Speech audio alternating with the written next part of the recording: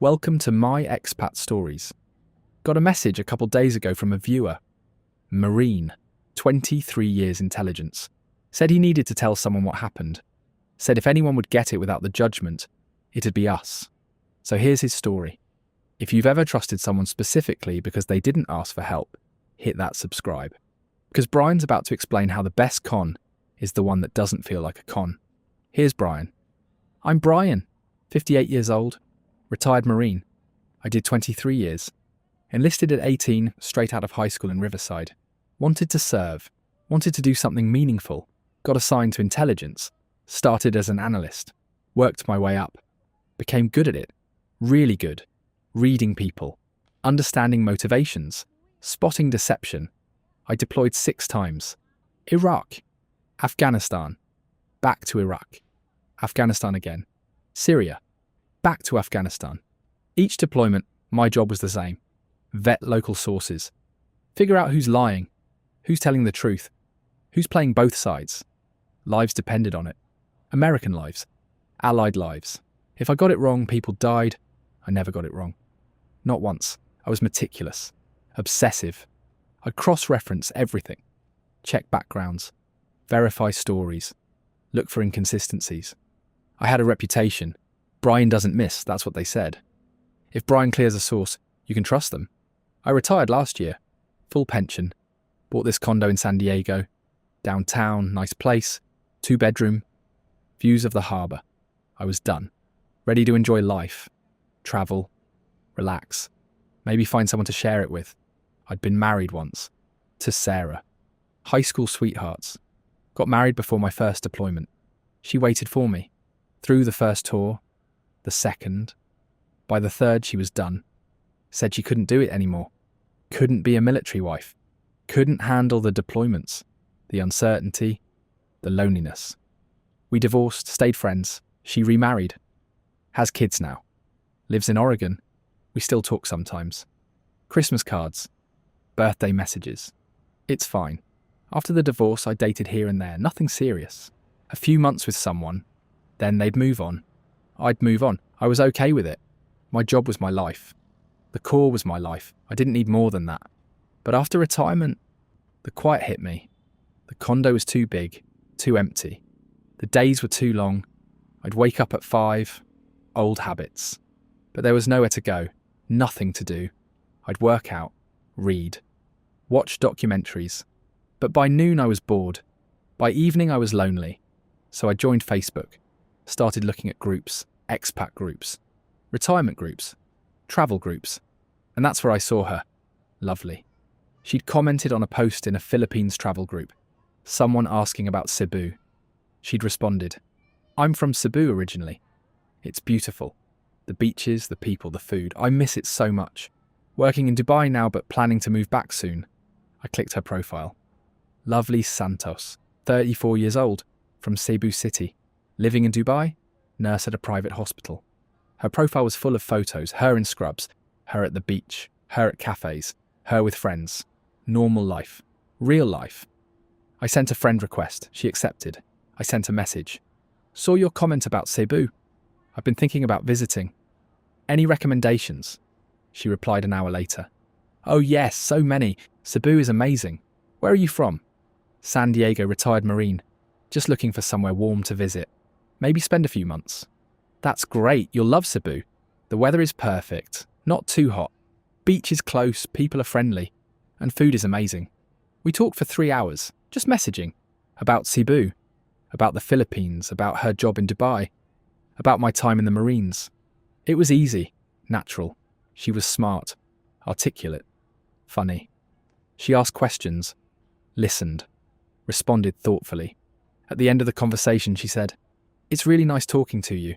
Most guys on here just want one thing. You're different. You actually want to know me. I appreciated that.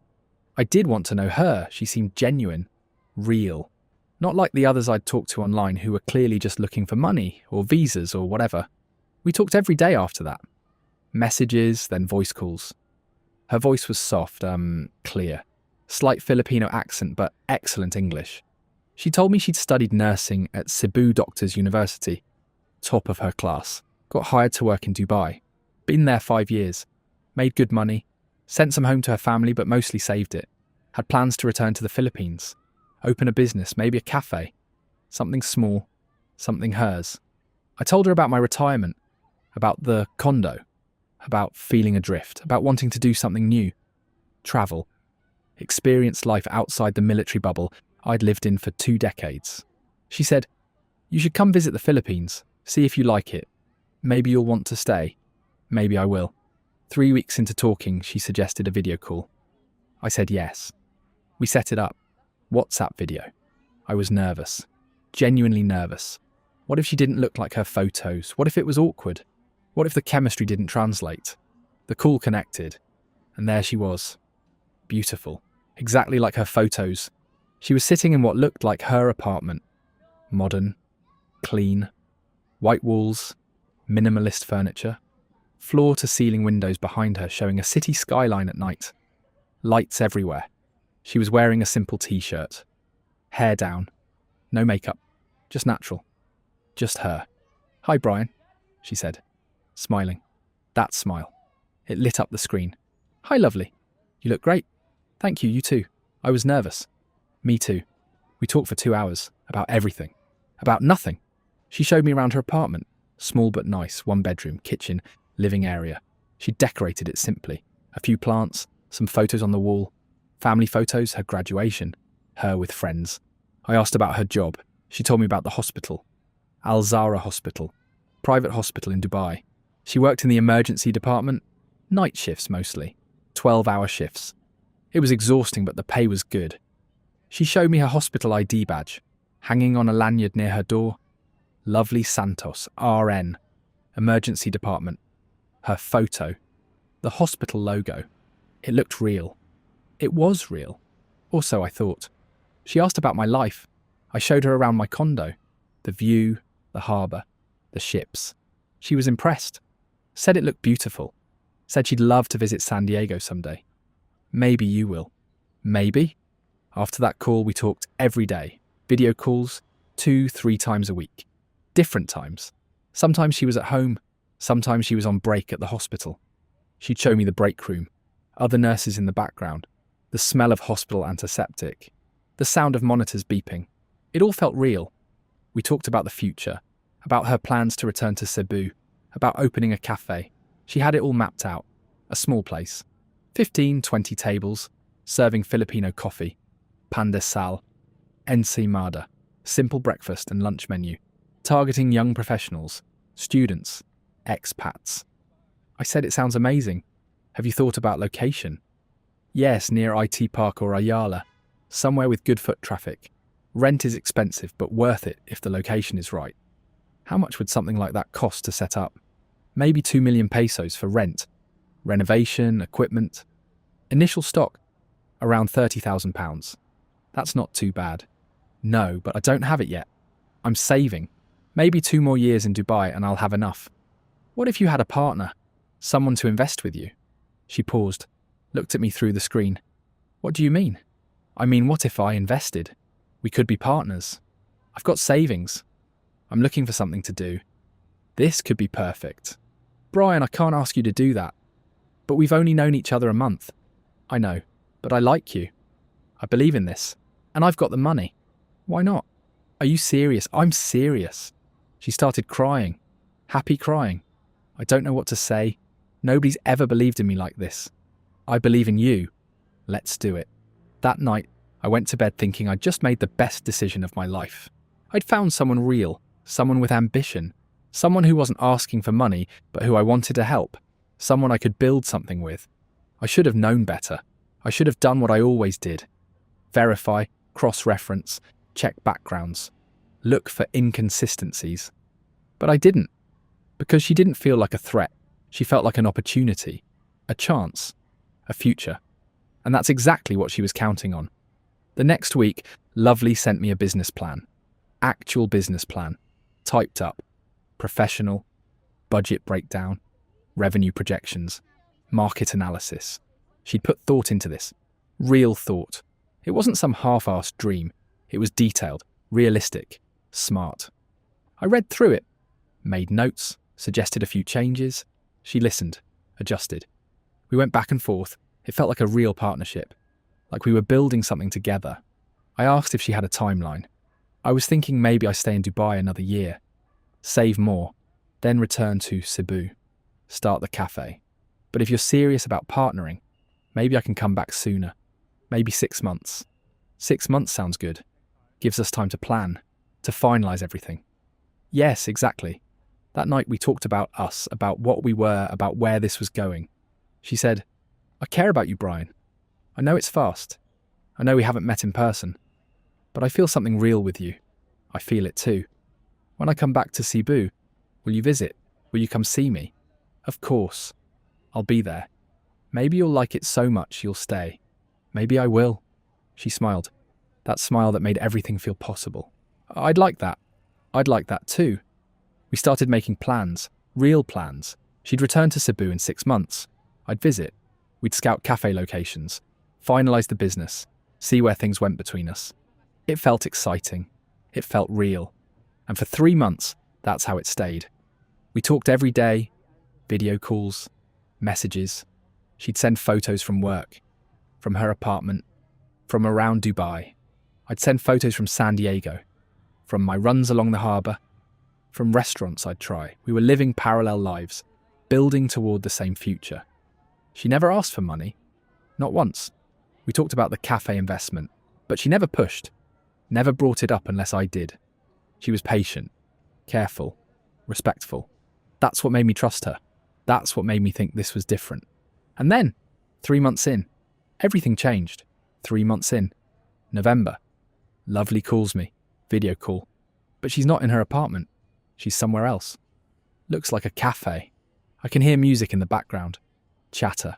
The sound of cups clinking. Hey baby, she says. She looks tired. Eyes a bit red. Hey, you okay? You look exhausted. Yeah, just finished a really hard shift. Double shift, actually. We were short-staffed. 14 hours straight. That's brutal. You should rest. I know, I will. I just wanted to see you first. Where are you? Coffee shop near the hospital. Just needed to decompress before going home. Makes sense. Get some caffeine. Wake up a bit. Yeah. She pauses. Looks down. Brian, can I talk to you about something? Of course, what's up? It's about my family. My mum.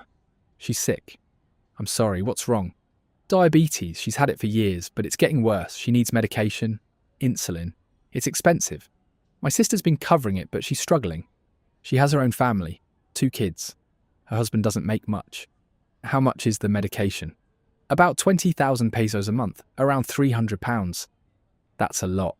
I know, I've been sending money, but with saving for the cafe and rent here and everything, it's tight. I get it. That's hard. She's quiet. Looking at her coffee, I can see steam rising from the cup. She's not drinking it, just holding it. I say, do you need help? I don't want to ask. You're not asking. I'm offering. How much would help? If you could cover a few months of medication, that would give me breathing room. Maybe 3 months? That's £900. Done. I'll send it. Brian, are you sure? I'm sure. Your mum needs it. I've got it. It's not a problem. She starts crying. Thank you. Thank you so much. I'll pay you back. When the cafe is running, I promise. Don't worry about paying me back. We're partners. We're building this together. Your family is part of that. You're too good to me. I'm not. I'm just helping. I sent them money that night.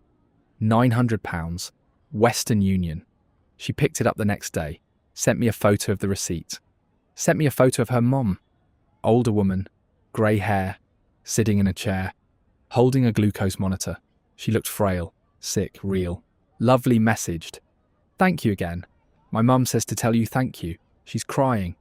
She's so grateful. Tell her she's welcome. Tell her to take care of herself. I will. That was the first time I sent money. And it felt good. It felt right. I was helping someone I cared about. Helping her family. That's what you do when you care about someone. 2 weeks later, she called again. Video call. She was in her apartment, sitting on the couch. It was night. The city lights behind her through the windows. Hey baby, how was your day? Good. Just ran along the harbour. Grabbed lunch. Read a bit. The usual. How about you? Exhausting. Work's been crazy. But I have news. Good news. Maybe I got an offer. An offer? From another hospital in Abu Dhabi. Better pay, better benefits. They want me to start in January. That's great. Congratulations. Yeah, but there's a problem. What's the problem? If I take the job, I have to stay in the UAE another year, maybe 2, to make it worth the move. And that means delaying Cebu, delaying the cafe, delaying us. Oh, I don't want to delay. I want to come home. I want to start our life. But the money's really good. 20,000 dirhams a month. About £4,000. I could save so much. That is good money. I know, but it's not what I want. I want to come home. I want to be with you. So don't take it. But the cafe, we need the investment. If I stay another year, I can save my half. We can split it 50-50. Equal partners. I don't want you putting in all the money. Lovely. I don't care about equal. I've got the money. You've got the vision. That's the partnership. But it doesn't feel fair. Life's not fair. This is what I want to do. Let me do it. She's quiet, thinking. Then she says, what if we started now? Now? What if I quit my job here? Come home to Cebu. Start setting up the cafe. You send the investment. I handle everything on the ground. By the time you visit, it's already running. That's fast. I know, but I'm ready. I'm so ready to come home. To start this. To be with you. When would you leave? I have to give 2 months' notice, so January. I could be in Cebu by February. 2 months. Is that too fast? No, it's exciting. Let's do it. She smiled. That smile. Really? Really? Let's make this happen. I love you, Brian. I love you too. That was the first time we said it. And I meant it. I really did. The next week we started planning in earnest. She resigned from her job. Sent me a photo of her resignation letter. Sent me a photo of her manager's signature. Accepting it. She was really doing it. Really leaving Dubai. Really coming home. We talked about the cafe setup. She'd found a location. Near IT Park. Perfect spot. High foot traffic. Young professionals everywhere. Rent was 30,000 pesos a month. About £500. We'd need first month, last month, and 2 months deposit. That's £2,000 just for rent. Then renovation. The space was bare, just walls and floors. We'd need to build it out. Counter, kitchen, seating, lighting, paint. Lovely had quotes from contractors in Cebu. She'd been messaging them, getting estimates. Total renovation, 800,000 pesos. About £12,000. Then equipment. Espresso machine. Grinder. Refrigerator. Freezer. Oven. Microwave. Blender. All commercial grade. Another 600,000 pesos. £9,000. Then furniture. Tables, chairs, decor. Another 200,000 pesos. £3,000. Then initial stock. Coffee beans. Milk. Sugar. Bread. Pastries, ingredients. Another 100,000 pesos. £1,500. Total. £27,500. I looked at the numbers. Looked at my bank account. I had it. I had enough. Retirement savings. Pension. I was comfortable. I said, let's do it. All of it, right now? Well, in stages. Send the rent deposit now. Then renovation money when that starts. Then equipment. Then stock. Break it up over the next month. That makes sense. Okay. Yes, let's do it. I sent £2,000 that week. Rent deposit. She sent me photos, the lease agreement, her signature, the landlord's signature, photos of the empty space, concrete floors, white walls, high ceiling, windows facing the street. It looked promising. 2 weeks later, renovation started. She sent photos every day. Workers demolishing the interior, building the counter, installing plumbing, electrical work. It was happening. It was real. I sent £12,000. Renovation budget. She confirmed receipt. Sent me receipts from the contractor. Detailed breakdown. Labour. Materials, permits. Everything accounted for. I was impressed. She was organised. Professional. This wasn't some fantasy. This was a real business being built. We video called while she was at the site. She walked me through it. Showed me the progress. The counter taking shape. The kitchen area. The bathroom. The seating layout. I could see workers in the background. Hammering, drilling, dust everywhere. It's coming together, she said. It's really happening. It looks amazing. You're doing an incredible job. I couldn't do it without you. We're doing it together. I can't wait for you to see it in person. I'm thinking I'll visit in March. When it's done, grand opening. Perfect. I'll plan something special. Big opening. Invite everyone. You can cut the ribbon. I'd love that. Christmas came. We video called. She was at her mum's house in Cebu. Small house. Concrete. Tin roof. I could see family in the background. Kids running around, someone cooking. The smell of lechon. Roasted pig. Filipino Christmas tradition. I wish you were here, she said. Me too. Next year. Next year. She introduced me to her mum. Rosa, the woman I'd sent medication money for. She looked healthier. Smiling. She waved at the camera. Said something in Visayan. Lovely translated. She says thank you. She says you're a good man. She says welcome to the family. Tell her thank you. Tell her I can't wait to meet her. Lovely translated. Rosa smiled bigger, nodded. Said more in Visayan. She says you're already family. She says God bless you. I felt it. That warmth, that belonging. I was becoming part of something. Part of her life. Part of her family. This was real. January. Renovation finished. Lovely sent photos. The cafe looked incredible. Modern. Clean. White walls. Wood accents. Plants hanging from the ceiling. The counter was beautiful. Marble top. Espresso machine gleaming. Seating for 20. Big windows. Natural light flooding in. What do you think? She asked. I think it's perfect. You did an amazing job. Thank you. Now we need equipment. Right. The espresso machine. Yes, and everything else. I have quotes. Total is £9,000. Send me the details. She sent a list. Espresso machine from a supplier in Manila. Breville commercial grade. 60,000 pesos. Grinder, refrigerator, freezer, oven. Everything itemized. Everything with supplier names and prices. I sent £9,000. She confirmed receipt. Sent me photos over the next week. Equipment arriving. Being installed. The espresso machine on the counter. Gleaming chrome. The refrigerator in the kitchen. The oven. Everything coming together. It looked legitimate. It felt legitimate. I was watching a business being built in real time. February, stock arrived. Lovely sent photos, bags of coffee beans. San Mig coffee. Local brand. Shelves stocked with cups, plates, utensils. Refrigerator full of milk, cream, butter. Freezer full of pastries. The cafe was ready. We open next week, she said. Soft opening. Just to test everything. That's exciting. How do you feel? Nervous, excited, grateful. This is happening because of you. Because of us. Yes, because of us. I booked my flight. March 15th. San Diego to Manila. Manila to Cebu. I'd be there for the grand opening. 2 weeks in Cebu. See the cafe. Meet Lovely in person. Meet her family. See what we'd built. I was buzzing, genuinely buzzing. This was it. This was the start of something real.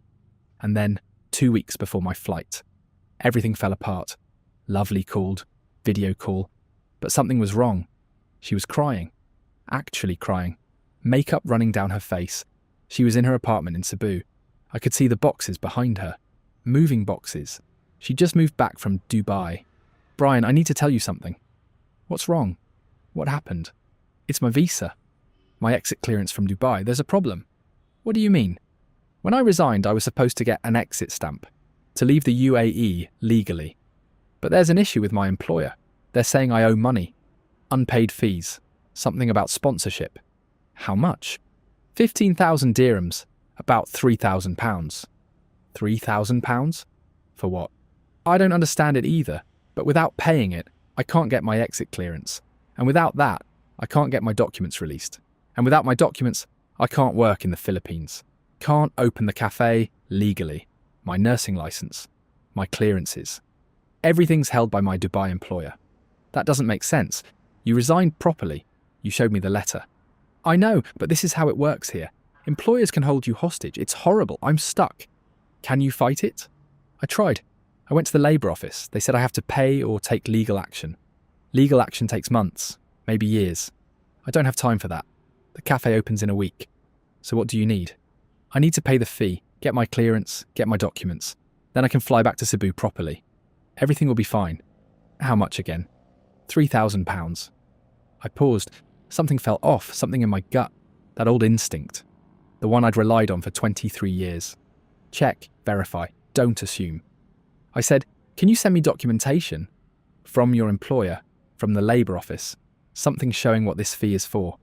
"I can try, but everything here is in Arabic, and they don't give you copies easily." "Just try. I want to understand what I'm paying for." "Okay, I'll try. But Brian, I need this resolved fast. The cafe, our plans. Everything's on hold until I get this sorted." "I understand. Just get me the documentation." She hung up. I sat there, staring at my laptop, that feeling in my gut getting stronger. Something's wrong. Something doesn't add up. I opened Google, started searching. Dubai exit clearance fees. UAE employer sponsorship fees. How to leave Dubai after resignation. I read article after article. Forum post after forum post. And nowhere did anyone mention 15,000 dirham exit fees. Small fees, yes, hundreds of dirhams. But 15,000? That's £3,000. That's insane. I kept digging. Al Zahra Hospital, Dubai. The hospital she said she worked at. I found their website. Looked professional. Legitimate. I found their HR contact. I drafted an email.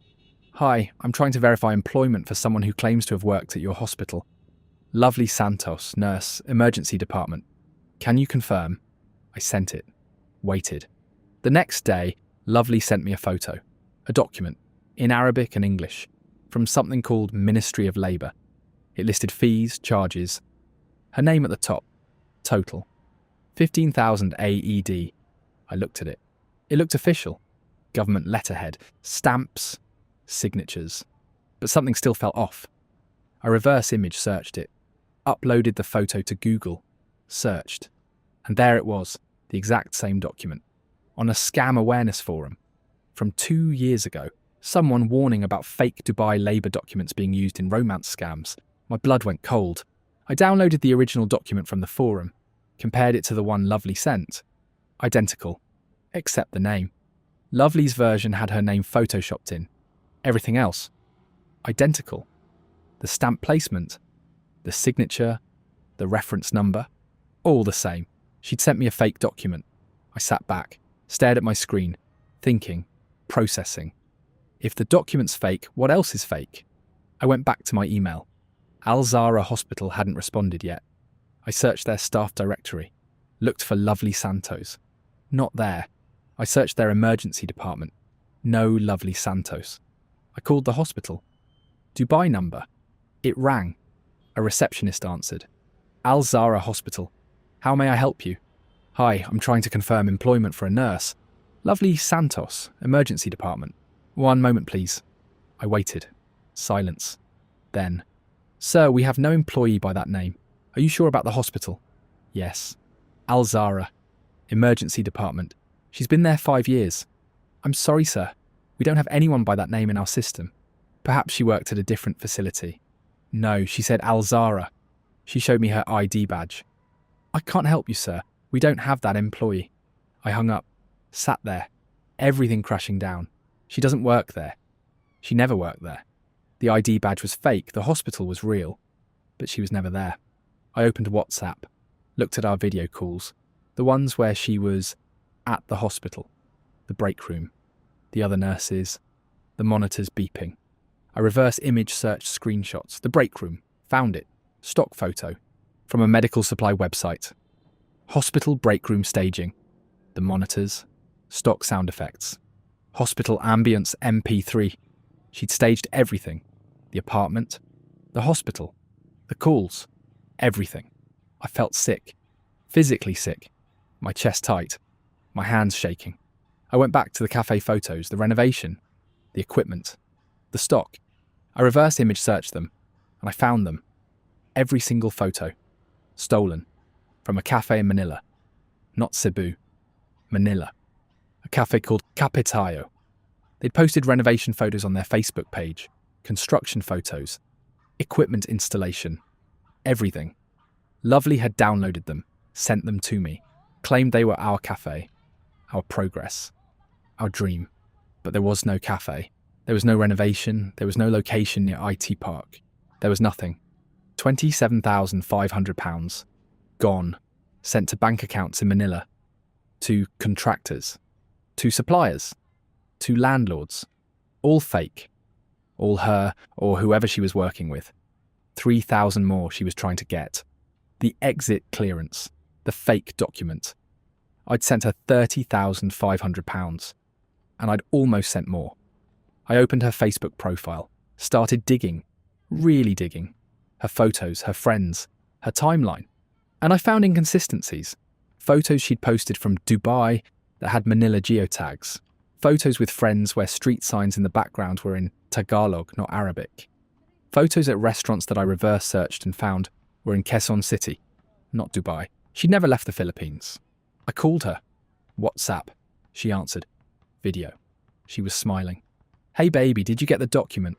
Can you send the money today? I really need to get this sorted. I've got some questions first. Questions about what? About Al Zahra Hospital. I called them.